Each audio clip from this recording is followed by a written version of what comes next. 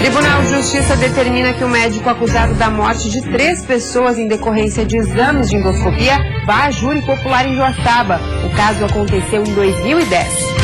As consequências do mau tempo, mais de 500 milhões de reais. Esse é o prejuízo. Novidade nas eleições de 2016. Ministro do TSE, Henrique Neves, fala em Florianópolis sobre as mudanças com a reforma eleitoral. Divisor de Águas, um dos principais delegados da Polícia Federal na Lava Jato, explica como a operação mudou o combate à corrupção no país.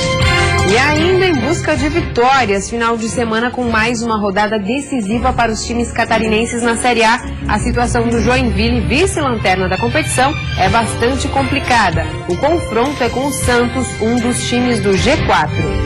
Já Figueirense, Avaí e Chapecoense buscam pontos para se afastar da zona do rebaixamento. O Banho de Cidade desta sexta-feira já está no ar.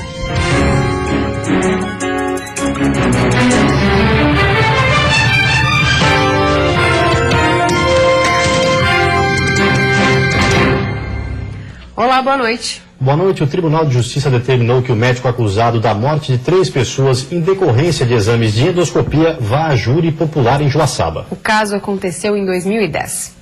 A determinação para que Denis Conce Braga vá a júri popular foi dada pelo Tribunal de Justiça de Santa Catarina. O médico é acusado da morte de 3 pessoas após exames de endoscopia. Em primeira instância, em Joaçaba, o crime tinha sido classificado como culposo, quando não há intenção de matar. Mas o Ministério Público recorreu. A decisão emitida nesta semana foi unânime, mas de acordo com o Tribunal de Justiça de Santa Catarina, o texto ainda não foi publicado. Depois que isso acontecer, as partes serão intimadas e a defesa poderá apresentar recurso. Para os pais de Yara Penteado, que na época tinha 15 anos de idade e foi uma das vítimas fatais, a notícia reacendeu a esperança de que o médico possa ser punido. Eu estava desacreditado, mas agora que eu venho com isso aí, dá muito mais esperança para nós, né? Que é levar a julgamento popular e pague por que ele fez, porque até agora não está pagando nada.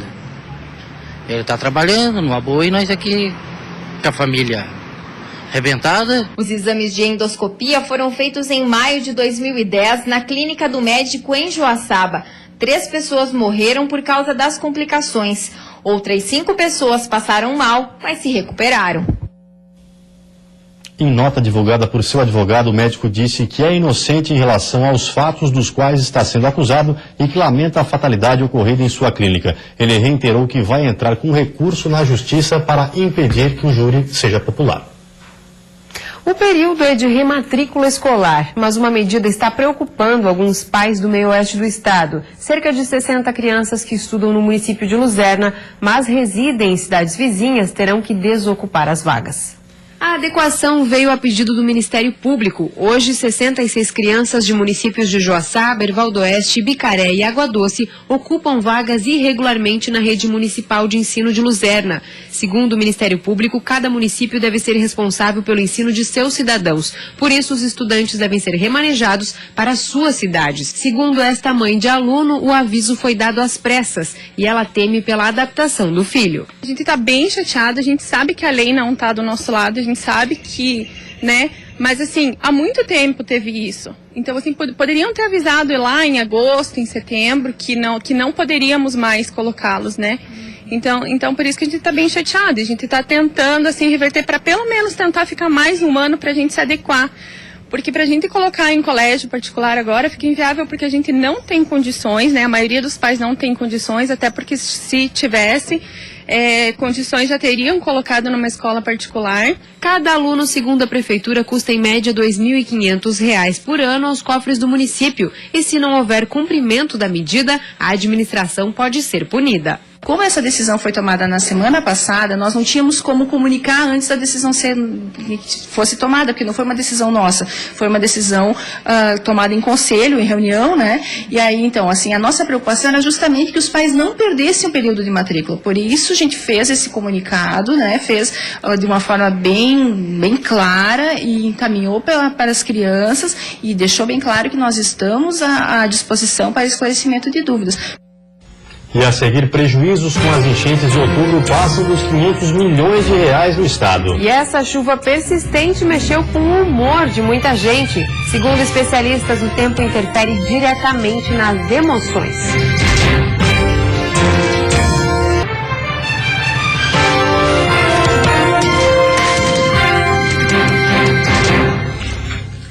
Economia catarinense em destaque nacional. A cooperativa Aurora foi reconhecida como a melhor no segmento de suínos e aves do país. A alta nos custos de produção é uma realidade cada vez mais constante na vida dos empresários catarinenses. O saco de grãos, por exemplo, utilizado na alimentação dos animais, subiu 40% somente este ano. Mas o presidente da cooperativa Aurora afirma que, no momento, o segredo é fazer muito mais com menos. Capacitar profissionais e incentivar os produtores a economizar são algumas das estratégias para continuar crescendo.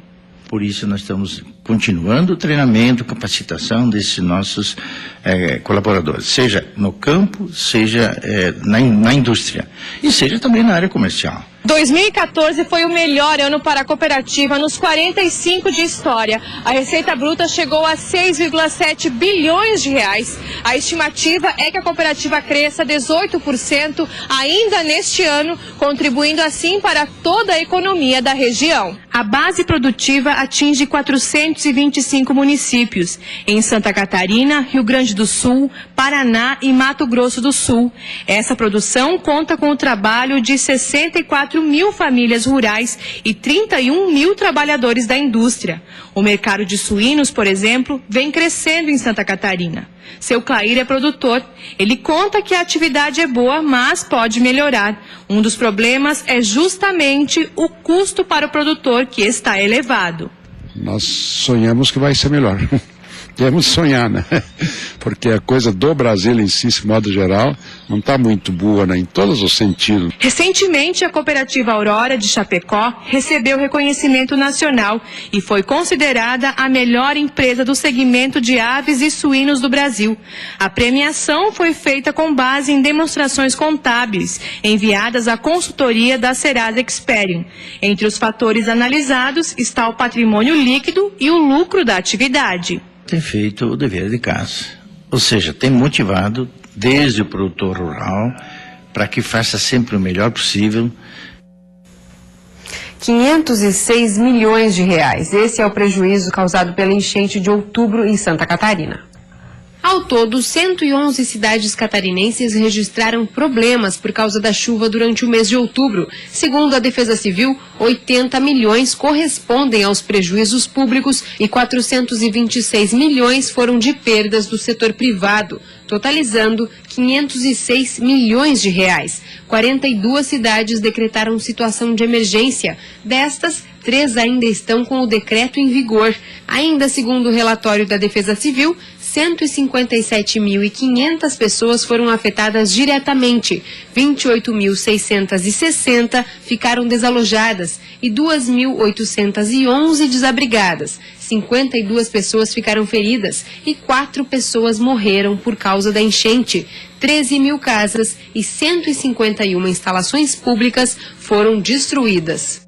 O sábado será de tempo instável em todo o estado. O céu continua nublado com possíveis aberturas de sol e a chuva não está descartada em áreas isoladas durante a tarde e a noite. As temperaturas seguem amenas, com mínima registrando 8 graus na Serra Catarinense. Já a máxima chega aos 27 no oeste. No litoral sul e grande Florianópolis, mínima de 16 e máximas entre 23 e 24 graus. No Vale do Itajaí, Planalto Norte e Litoral Norte, mínimas entre 11 e 14 graus.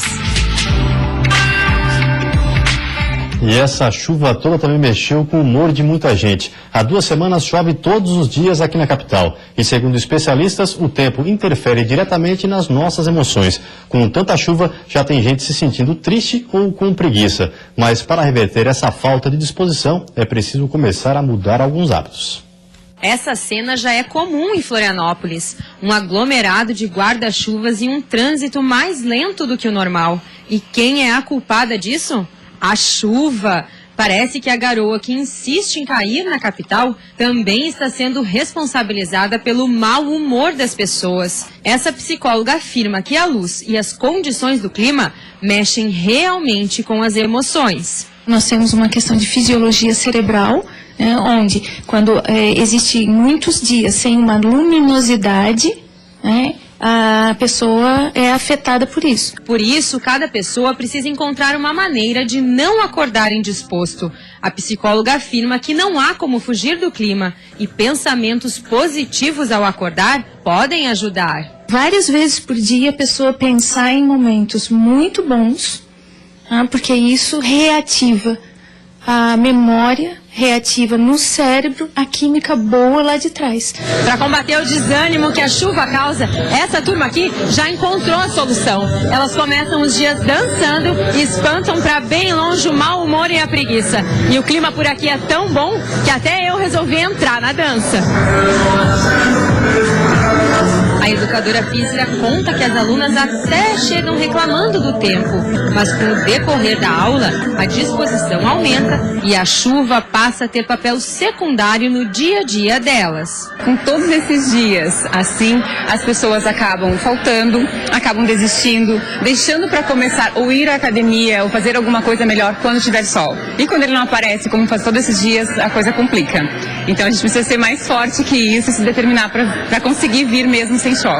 As aulas parecem fazer bem. A gente percebe pelo rosto e pela animação que o clima lá fora não mexe com o humor delas aqui dentro. Então, realmente tem que ter muita determinação, mas é como eu te falei, o grupo é bem bacana e a gente precisa, né? Show gordurinha e vamos lá. A gente sai de casa com a chuva e vamos embora pra academia.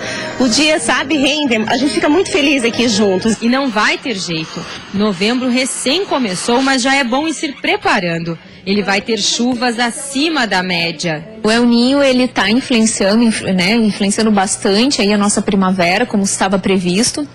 E ainda no mês de novembro ainda tem essa grande influência dele, né? E a partir de dezembro, na verdade no verão, é que ele tem uma menor influência em termos de chuva no sul do Brasil. Então, é bom cada um encontrar um jeito de se sentir bem. Afinal, a dança da vida é a gente que faz. E depois do intervalo tem futebol, a situação do Criciúma que briga para se manter na Série B do Campeonato Brasileiro. E vencer também é a meta dos times catarinenses da Série A. A rodada do fim de semana está cheia de expectativa.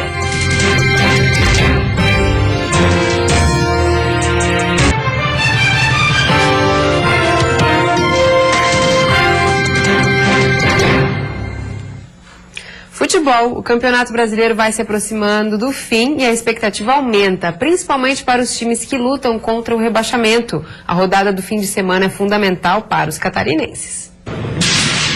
Amanhã, às 7h30 da noite, em Curitiba, o Avaí enfrenta o Atlético Paranaense precisando da vitória. O Leão tem 35 pontos e está na 16ª colocação. Se empatar ou perder, pode entrar para a zona do rebaixamento. A equipe vai ter 2 desfalques com relação ao jogo contra o Cruzeiro. Marquinhos, que está tratando o joelho machucado, e Everton Silva, que quebrou o dedo da mão. Mesmo assim, o técnico está confiante e aposta na raça do elenco. Muita raça, com muita entrega. Porque nessa reta final a gente tem que estar mais fortalecido do que nunca. Mais tarde, às 9h30, a Chapecoense joga com o Fluminense no Rio de Janeiro. Com 40 pontos, o Verdão é o 14º colocado no campeonato. O goleiro Danilo é o jogador que mais atuou pelo Verdão na Série A. O último treino não foi aberto à imprensa. Em campo, foi feito um trabalho tático específico por setores, principalmente no ataque. O zagueiro Neto volta a jogar, mas Bruno Rangel e William Barbio estão fora. Para o técnico Guto Ferreira, o time precisa manter a tranquilidade nesta reta final. Nós temos que ter o máximo de tranquilidade, porque nós não podemos virar o fio e transferir essa situação de querer conseguir logo, gerando uma ansiedade muito grande. No domingo, às 5h da tarde, o Figueirense tem um jogo difícil contra o Atlético Mineiro, no estádio Orlando Scarpelli. O alvinegro catarinense, com 36 pontos, é o 15º colocado. Hudson Coutinho não vai contar com Iago e Dudu, que estão suspensos. Por outro lado, Fabinho volta de suspensão. Para o lateral Juninho, o Figueirense tem condições de vencer o Galo diante da torcida. Jogamos contra eles numa fase mais difícil ainda, que foi uma oitavas da da Copa do Brasil. Então, era um mata-mata e a gente mostrou, né, que a gente tem potencial para conseguir ganhar do Atlético. Um pouco depois, às 6h30 da tarde, na Arena Joinville, o tricolor vai para o tudo ou nada contra o Santos. O Jack está na vice-lanterna com 30 pontos e só pode pensar em vencer até o final da competição. Remontar o time em um momento como este não é a melhor coisa a se fazer, mas no Joinville, o técnico PC Guzmão não tem outra alternativa. Com as baixas do lateral Edson Ratinho, dos volantes Cadu e Naldo e do meia Lucas Crispim, ele foi obrigado a mudar o esquema tático do Jack. Dessa vez, para encarar o Peixe, PC Guzmão vai armar o time no 4-2-3-1. E pela Série B, o Criciúma enfrenta o líder da competição sábado às 5h30 da tarde no Heriberto Wilson. A luta do Tigre é para se manter na competição. O meia Natan até estava motivado para o jogo, mas uma lesão tirou o atleta da partida de amanhã. O Criciúma recebe o Botafogo no Heriberto Wilson, contando com o apoio da torcida, já que encarar o líder do campeonato não é nada fácil. A equipe vai fazer o máximo para trazer vitória, como foi feito todos os jogos, que vamos nos esforçar ao máximo dentro de campo para trazer vitória, que é o mais importante para tirar a equipe dessa situação. Mas tudo indica que Marlon deve ser a opção no banco. Roberto Cavalo deve optar pelo volante Wellington para a vaga de Natan. Em meio a um turbilhão de mudanças, a equipe tenta manter o foco na permanência na Série B. E a seguir, planejamento de gastos para o ano que vem pode ajudar a tirar de vez o orçamento do aperto. E ainda, ministro do Tribunal Superior Eleitoral veio a Florianópolis falar sobre as mudanças na legislação para as próximas eleições.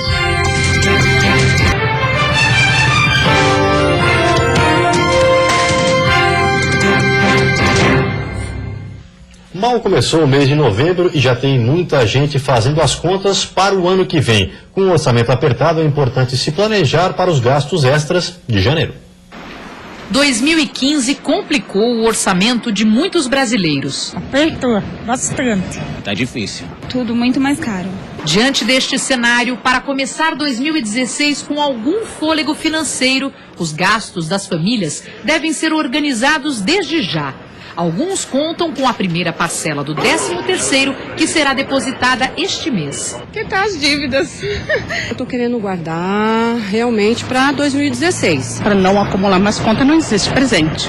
Renan está com o início do ano planejado. Como a escola do filho pequeno vai subir 12% e a projeção de gastos para o início do ano soma quase R$5.000, a saída tem sido controlar as despesas. Diminuir a quantidade de banhos. Antes era comum tomar 2 banhos no dia, hoje acaba tomando um só, enquanto não tem ninguém na sala, desligar todas as luzes. Também estamos pensando até em trocar de carro, que hoje nosso carro ele é um SUV e acaba tendo um consumo bem alto de combustível. Planejar bem como o dinheiro será gasto daqui para frente ajuda a gerar reservas que podem ser usadas no início de 2016. Lembre-se dos impostos anuais, como IPTU e IPVA, da compra de uniformes e materiais didáticos e controle os impulsos no fim do ano. Se você chegou no final de 2015 afogado, com alguma dívida em atraso, é porque você fez alguma coisa errada durante esse ano. Então, começar 2016 olhando para trás e revisando a sua situação financeira. Será que eu gastei mais do que eu posso? Será que eu tenho algum tipo de gasto fixo que eu posso cortar? Enfim, aproveite essa virada de ano para colocar as contas no papel e ter um planejamento melhor em 2016. Há pouco menos de um ano das próximas eleições, a Justiça Eleitoral realizou hoje em Florianópolis um evento para atualizar questões como biometria e controle da gestão pública. Mas o tema em destaque foram as novidades na legislação eleitoral. O encontro teve a participação de Henrique Neves. O ministro do Tribunal Superior Eleitoral veio a Florianópolis falar sobre as mudanças na legislação para o próximo pleito. Toda reforma política ou eleitoral ela é muito complicada porque ela envolve diversas posições ideológicas cujo consenso para aprovação de uma norma existe.